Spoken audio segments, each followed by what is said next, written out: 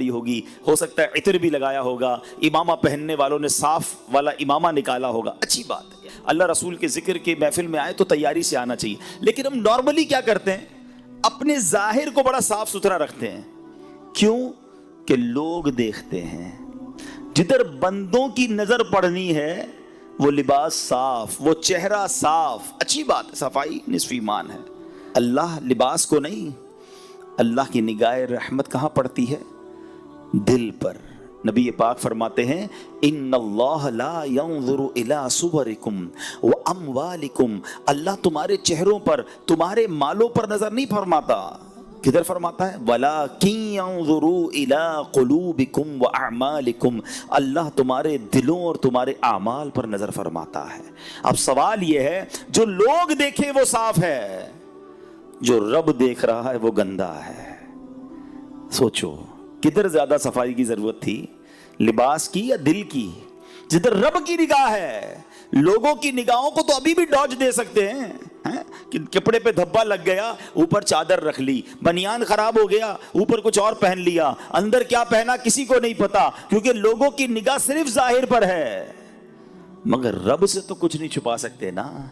دل میں جو چھوٹی چھوٹی برائی, چھوٹی چھوٹی گندگی بھی چھپا رکھی ہے, وہ رب جانتا ہے, وہ علیم ہے, وہ خبیر ہے. مگر پرابلم یہ ہے کہ آج ہم صبح سے شام تک دل صاف, کپڑے صاف, چہرہ صاف. کسی کے باتھ روم میں جاؤ تو کتنی ساری تو کریمیں رکھی ہوتی ہیں. چہرہ صاف کرنے کی الگ ہے, تو ہاتھ صاف کرنے کی الگ ہے, تو دانت صاف کرنے کا الگ حساب ہے.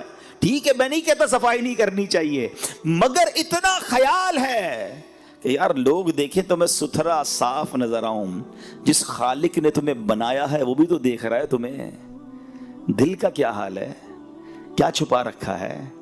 تکبر اندر چھپا رکھا ہے, غیبت اندر رکھی ہے, حسد اندر رکھا ہے, لوگوں کے لیے برے خیالات اندر رکھے ہیں, گندے گندے پلان اندر رکھے ہیں, دشمنیاں اندر رکھی ہیں.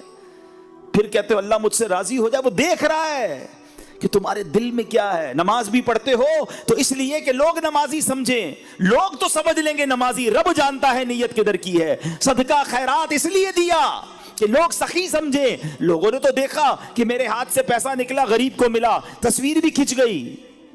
اللہ جانتا ہے کہ نیت کدھر کی ہے. اللہ کی رضا تھی یا لوگوں کو دکھانا تھا؟ اس سے نہیں چھپا سکتے, اسے کوئی ڈوج نہیں دے سکتا. یاد رکھنا, وہاں نہیں بات بنانے کی مجال. اعلیٰ حضرت کہتے ہیں وہاں نہیں بات بنانے کی مجال, چارہ اقرار ہے. کیا ہونا ہے ماننا ہی پڑے گا. ہاں مولا کیا تھا, میں نے دکھاوا کیا تھا, میں نے تکبر کیا تھا, میں نے بغض کیا تھا, میں نے دشمنی رکھی تھی, میں نے لوگوں کے لیے سب کیا تھا. ادھر نہیں بچ سکو گے. خدا را بات کو سمجھو, اپنا دل صاف کرو.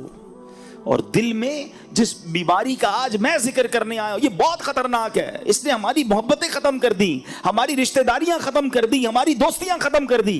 ساتھ بیٹھتے ہیں, کھانا بھی ساتھ کھاتے ہیں, ایک ہی گھر میں رہتے ہیں, مگر دل میں ایک دوسرے کے لیے کینہ ہے. اچھا ملیں گے بھی مسکرا کر, ماشاءاللہ کیسے ہیں, ٹھیک ہے, سب خیر ہے. دل ہی دل میں ہو رہا ہوگا تباہ ہو جائے یہ بندہ. ساتھ روز کھاتے ہیں, وہ آ کر بتاتا بھی ہوگا یار اس بار فصل بہت اچھی ہوئی, اللہ نے بڑا کرم کیا, باجرہ بہت نکلا, ارے گوار کی فصل بھی بہت اچھی ہوئی, اللہ نے بڑا کرم کیا, مونگ کی دال اس بار تو کمال ہو گیا. وہ کمال ہو گیا کہہ رہا ہے, اندر جلن ہو رہی ہے کہ اس کو کمال کیوں ہو گیا. اور سوچو یار وہ دل کتنا گندا ہے جو کسی مسلمان کی ترقی پر افسوس کر رہا ہے, جس کو کسی مسلمان کی خوشی میں پرابلم ہو رہی ہے. اس دل کا کتنی گندگی ہے اس دل میں, اور وہ ہمارے دل میں اگر ہے تو. حضرت سیدنا ابن عباس رضی اللہ تعالیٰ عنہ کی خدمت میں کچھ لوگ گھبراہٹ کے عالم میں حاضر ہوئے اور عرض کی کہ ہم حج کی سعادت پانے کے لیے نکلے تھے, ہمارے ساتھ ایک آدمی بھی تھا. جب ہم ذات و صفاح کے مقام پر پہنچے تو وہ بندہ انتقال کر گیا. ہم نے سے غسل و کفن کا انتظام کیا اور پھر اس کے لیے قبر کھودی. اب ذرا غور کیجئے گا, کہاں کون سے سفر میں گیا جا رہا ہے وہ بندہ؟ حج کے سفر میں. اور حج کے سفر میں اس کا انتقال ہوا ہے. روایتوں میں آتا ہے کہ جو بندہ حج کو جائے, عمرے کو جائے اور راستے میں مر جائے تو اللہ تعالیٰ قیامت تک اسے حج کرنے کا ثواب عطا فرماتا ہے, کیونکہ وہ اس سفر میں مرا ہے نا. اتنی بڑی ایک طرح سے سعادت ہے. مگر اس بندے کا حال دیکھو, کہتے ہیں ہم اس کو دفنانے کے لیے جب قبر کھودی تو دیکھتے ہیں کہ وہ پوری قبر کالے سانپوں سے بھر گئی. ہم گھبرا گئے, ہم نے جو ہے وہ دوسری قبر کھودی, دیکھتے ہی دیکھتے وہ قبر بھی کالے سانپوں سے بھر گئی. ہم پریشان ہو گئے اور ہم نے کہا حضرت آپ کے پاس آئے ہیں, بتائیے ماجرا کیا ہے. سیدنا ابن عباس رضی اللہ تعالیٰ عنہ فرماتے ہیں یہ اس کا کینہ ہے جو اپنے دل میں رکھتا تھا, جاؤ اس کو وہیں سانپوں کے درمیان جا کر دفنا دو. آپ ذرا غور کیجئے پیارے اسلامی بھائیوں کہ حج کا مسافر ہے مگر قبر میں سانپ آ گئے, وجہ کہ اس کے دل میں کینہ تھا, مسلمانوں کے لیے بغض تھا, لوگوں کے لیے برے خیالات تھے. فرمایا جس کے دل ایسا ہو کہ ادھر بھی قبر کھودو گے ادھر سانپ نہیں آنا ہے, ادھر عذاب نہیں آنا ہے, ادھر ہی دفنا دو. اے پیارے اسلامی بھائیوں ذرا غور کیجئے, میں آج جس بیماری کے بارے میں, جس پرابلم کے بارے میں ذکر کرنے آیا ہوں, سمجھانے آیا ہوں, خود بھی سمجھنے آیا ہوں, وہ ہے کینہ, بغض. میں اس کی تعریف بھی بیان کروں گا کہ کینہ کہتے کس کو ہے, اور ہو سکتا ہے کہ ابھی تک تو کسی کو سمجھ ہی نہ آیا ہو کہ کینہ کیا ہے, یا پھر کینہ میں تو نہیں کرتا. تو ذرا سنیے گا. اب پہلے تو کینہ جو ہے اس کی تعریف تھوڑی دیر بعد بیان کرتا ہوں. ایک طرف آپ نے اس بیمار یا اس پرابلم میں جو شخص مبتلا ہے اس کا عذاب سن لیا, اب آؤ دوسری طرف انعام بھی سن لو. ایک بار پیارے آقا علیہ الصلوۃ والسلام نے, صحابہ کرام موجود تھے, سیدنا انس رضی اللہ تعالیٰ عنہ اس حدیث کے راوی ہیں, کہتے ہیں کہ نبی پاک علیہ الصلوۃ والسلام نے فرمایا کہ یطلع علیکم الآن من هذا الفج رجل من اہل الجنہ. آقا فرماتے ہیں کہ ابھی تمہارے پاس اس راستے سے ایک جنتی آدمی آئے گا. اب ذرا غور کریں کہ صحابہ کرام کتنا دلچسپی کا اظہار کیا ہوگا, سارے کیوریس ہو گئے ہوں گے کہ دیکھے تو صحیح کون آ رہا ہے. نبی پاک نے پہلے ہی بتا دیا کہ اس دروازے سے اب ایک جنتی آدمی نے آنا ہے. سارے صحابہ دروازے کی طرف دیکھ رہے ہیں. اب ایک انصاری صحابی آئے, بہت بڑا ان کا نام بھی نہیں تھا, ان کی داڑھی کے بال وضو سے تر تھے, بائیں ہاتھ میں جوتیاں اٹھا رکھی تھی, بڑا نارمل سا بندہ تھا. دوسرے دن نبی پاک علیہ الصلوۃ والسلام نے فرمایا کہ ابھی اس دروازے سے ایک جنتی شخص آئے گا. بالکل نبی پاک نے فرمایا تھوڑی دیر بعد وہی بندہ دوبارہ آیا. تیسرے دن آقا نے فرمایا اس دروازے سے جنتی بندہ آئے گا. تیسرے دن بھی وہی شخص داخل ہوا. اب حضرت عبداللہ بن عمر رضی اللہ تعالیٰ فرماتے ہیں کہ میں اس انصاری صحابی کے پاس گیا, میں نے کہا اب معلوم تو کروں عمل کیسا ہے. آقا 3 دن سے فرما رہے جنتی بندہ آئے گا, تینوں بار یہی آیا, ایسا کیا کرتا ہے. اچھا اب کمال دیکھو, حضرت عبداللہ بن عمر انصاری نے کیا کیا. کہتے حضور مجھے آپ کا مہمان بننا ہے, کیا آپ میری مہمان نوازی کریں گے. انہوں نے کہا ٹھیک ہے آ جائیں میرے گھر آ جائیں. کیوں گھر جانا تھا؟ کہ اس کا عمل معلوم کرنا تھا, اس کی نیکی معلوم کرنی تھی. اکیلے میں کرتا کیا ہے, ایسا کیا کرتا ہے کہ پیارے آقا علیہ الصلوۃ والسلام 3 دن سے فرما رہے کہ اس دروازے سے جنتی بندہ آئے گا, یہی بندہ آتا ہے.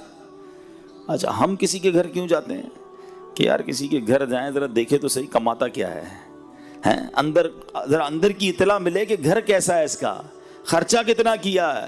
ہم کسی کے گھر نارملی, کوئی بندہ کسی کا مہمان اس لیے بھی بنتا ہے کہ ذرا جاسوسی کرے, مگر صحابہ کا خیال دیکھو, ان کی صفائی دیکھو, دل کی نیتیں دیکھو.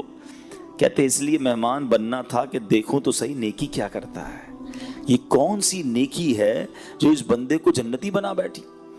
کہتے میں 3 دن اور 3 راتیں اس بندے کے گھر میں رہا, میں نے کوئی خاص عمل نہیں دیکھا, نارمل وہی نماز, ہم بھی نماز پڑھتے تھے, وہ بھی نماز پڑھتے, وہ بھی جناب ذکر اللہ کرتے تھے, ہم بھی کرتے, کوئی ایکسٹرا آرڈنری کام تو میں نے نہیں دیکھا. 3 دن بعد میں واپس جانے لگا, میں نے کہا میں جا رہا ہوں.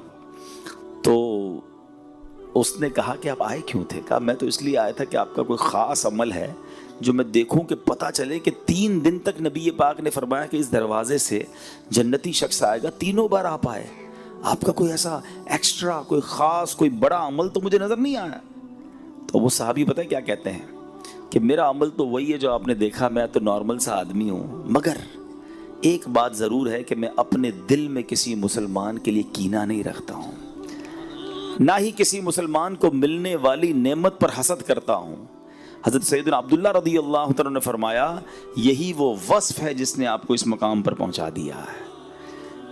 اب دونوں باتیں یاد رکھیے, دل گندا تھا, کینہ تھا, بغض تھا، مسلمانوں کے لیے حسد تھا، برے خیالات تھے تو حج پر جا رہا تھا، مگر قبر میں سانپ آ گئے اور دل صاف تھا، حالانکہ بظاہر کوئی بڑا عمل نہیں تھا، مگر نبی پاک 3 دن تک جیسے جنت کی بشارت عطا فرما رہے تھے، یہ وہی شخص تھا۔